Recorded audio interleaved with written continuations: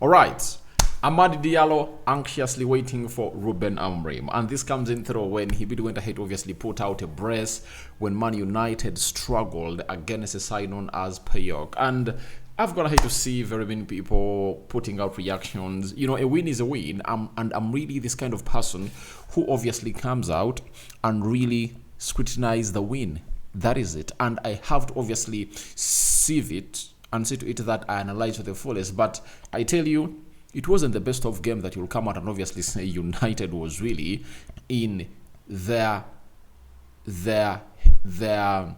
strongest gear. I tell you, United was like in gear one, and if it was not the brilliancy of Amadi Diallo, United couldn't find themselves collecting 3 points in that game of football because, however much Bruno Fernandes put in that teasing far post cross, what made it good was that header, you know, of Amadi Diallo that was really mirrored to be one of those that Messi scored against Manchester United in the Champions League finale of 2009. You remember that very well. So it shows you the brilliancy of Amadi Diallo because on several occasions Bruno makes that cross to the far post in every game that we play. But do you remember any goal apart from the Ronaldo goal that he scores against, I think, Tottenham Hotspur? I think we rarely really hate those balls into the back of the net. But you saw the header coming from Amadi Diallo. That is individual brilliancy. The second goal, he presses Baba Rahman, gets that ball from him and going in for that curling effort. Period. There is nothing special about that game. And for me, the only highlight was Amadi Diallo, and I was really very, very excited that people are giving Amadi Diallo his flowers because he's the man responsible for really winning that game of football, and he really looked good. Garnacho, I've already told you that his end game has always gone ahead to look bad, and if his end game is really looking like that, I feel like he's not gonna really hit the climax because players that are really younger than him can obviously have a better end product to their games. You understand?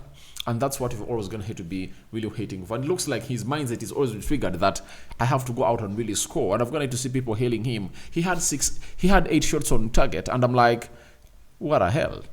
Who does that? You know, in this modern game of football, you can't come and really tell me that you are selfish to that level. Because if you had 8 shots on target and your number 9 had 0 shots at goal, when you're the one supposed to be feeding him, what message do you get in your brain? It shows you that you are really suffocating your number 9 and you're all about hitting that ball at goal, not scoring. And the only way you can exempt yourself from the criticism coming in from Rock and David and maybe others that really understand the game like I do it is when you score very many goals. But if you have 8 shots at goal and you're having only one goal, I'm like, which wide forward does this? You know, you are doing an injustice, a disservice to your number 9. So, welcome to the United Matters channel. How are you guys and where are you watching us from? I go by the names of Rock and David. Smash the like button, comment and share. If you're only watching us for the very first time, endeavor to subscribe for this channel so as not to miss out on stories that we do upload in here on a daily. You understand? Now, Amad was the talk about town. That is it. And he deserved all what he had. And if you remember the match preview that I did on that day that you're supposed to be playing, that is Thursday morning, the title was Amad Must Start. Not so? It was Amadi Diallo Must Start. That was all what I had to obviously put out into that title. And it really went ahead to come to pass. And the manager came up and obviously went ahead to start him. But before I get into what Amada said about Ruben Amorim, guys, can we move on? Because I've gonna hate to see very many reactions. Even it's like Eric Ten Hag was trying to obviously make this guy really implode at Manchester United. I'm like, do you really follow up Manchester United? Facts show that Eric Ten Hag brought Amadi Diallo back in the summer of 2023. You know, when he brought him back after performing well at Southampton, in the preseason he got an injury when he was playing against Arsenal and he was out for close to 4 months. In December when he returned, Eric Ten Hag was like, please stay, because Amad Diallo and his agent wanted to go elsewhere to play football. Ten Hag told him in January of 2024 that please start Manchester United, I'm really going to get you game time. And he really did, though it came in through late in the season. But he showed us that at the start of the season of 2024-2025, Ten Hag had Amad Diallo into his plans, and he started in the game of the Community Shield against Man City. He started in the game of Fulham, game of Brighton, game of I think it benched him in the game of Liverpool, but he started most of the games that Ten Hag was here, and Ten Hag trusted him, and I think they had some things, and I think he would have gone ahead to resolve them, but Eric Ten Hag gave this guy time. So I don't want to see to it that people are like, Ten Hag was trying to obviously kill off this career.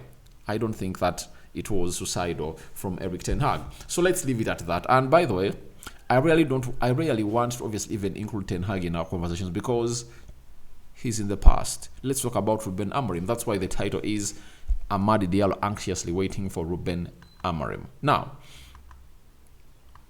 Amad Diallo has said, I would say we're excited to have him with his team. I can't wait to work with him. So, Amad Diallo as a player, talented as he is, he knows to it that he's ready. He has ripened. And all he needs is a manager who can believe in him, And Ten Hag believed in him, though.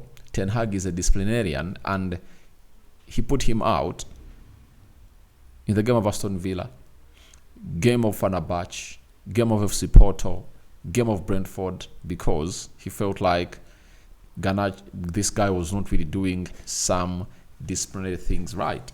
But every player, obviously, has to get excited when a new manager is coming in through, because we are not in the transfer window, and this coach is really going to be having November, December, January, and maybe for the rest of the season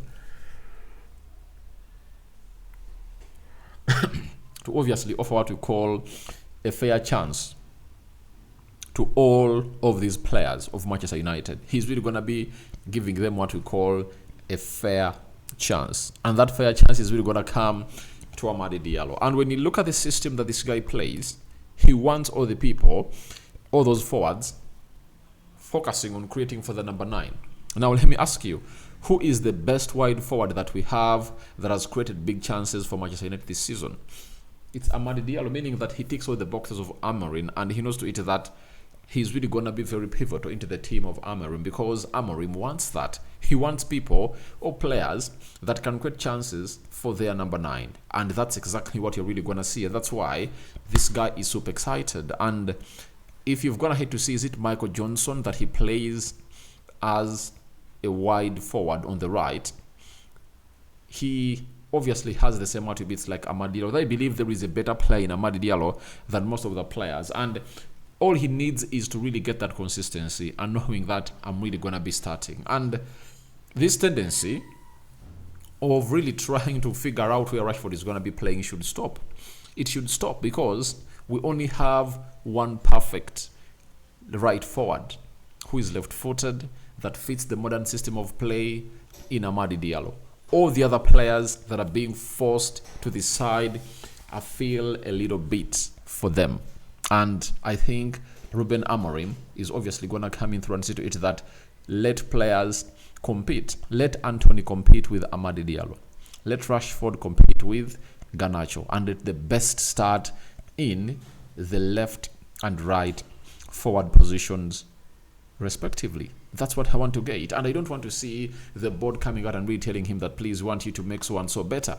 Let him see who is the best player, and let the best player start, because I'm fed up favoritism at Manchester United, and I've gone ahead obviously hit on Ten Hag a lot when he showed us that he's favoring Anthony all the time. Now, after that, Amad came out and obviously spoke again about the game that he had against PAOK. He said, I know I was player of the month in August, but already forgot that. I'm focused for now and for future. I want to give my best because this club deserves to be on top. Obviously, we deserve to be on top, and a player like Amad Diallo helps you do that. And if it grows well into the Ruben Amorim system, I think he can obviously get better and better and better. Now, second goal, I talked about it. How did it come about? He pressed Baba Rahman, saw that ball from him, and he really went ahead to obviously use his energy and went ahead for that curling effort in the back of the net. And Ahmad said for his second goal, we worked on that after training. We tried to do some finishing with Ruud van Nistelrooy, so I tried to shoot and I scored. I'm here to work hard.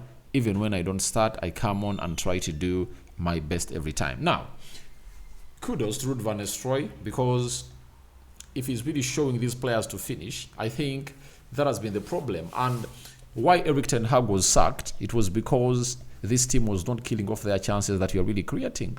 That is it. That is it. But you see to it that every time we kill off our chances, we score goals in plenty. And that is Amad Diallo for you. He's giving Ruud van Nistelrooy his flowers that he obviously helped me to obviously into those finishing. And if I told you Amad Diallo, you would love to obviously get in more of that, because such spaces will be there, as he's this kind of person who doesn't need space to shoot, because his shot power doesn't need him to obviously raise his left foot from far. You know, he can really curl that ball with what we call minimal effort, that the goalkeeper cannot obviously stop to cross the goal line in a nick of an eye. And I think we can see him explode. And I'm really going to be furious to Ruud van Nistelrooy if at all he doesn't start this guy in the game we are playing against Leicester City.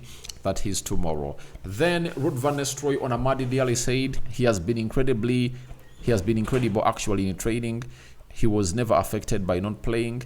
He always trains well and is asking me to do more.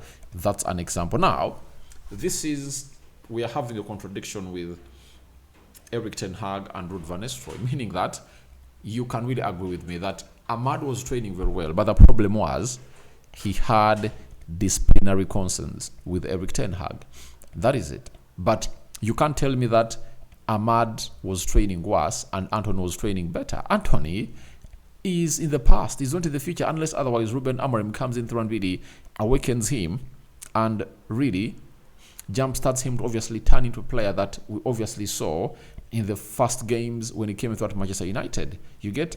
But Ahmad, it's written all over the world that he's the best left forward at Manchester United that we have, and he puts in the effort all the time. And Ruud van Nistelrooy went ahead obviously said the following on Amad Diallo, that he made the difference for us on Thursday because of his goals, but he was very sharp. I think in the first half, he was one of the few who was at his level. Well done to him. Good game. Now, talking about his level.